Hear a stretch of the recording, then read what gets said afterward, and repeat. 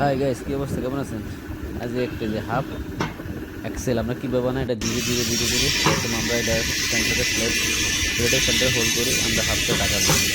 টাকা মারার পরে এটা আমরা ফুল ফুল এখন আমি এটা রাউন্ড ওয়ালের জন্য 7018 রড দিই, ওয়েল্ডিং রড দিই। আমার অলরেডি এক রাউন্ড মারা শেষ, আমি যদি এক রাউন্ড মারছি তারপরে আর রাউন্ড মারবো পরে। এটা রোড আর এমনি ফিনিশিং। যাই হোক, এখন আমরা আস্তে আস্তে এটা শেষ করতেছি। এখন আমরা পরের রাউন্ড আমি দেখাবো আপনাদেরকে।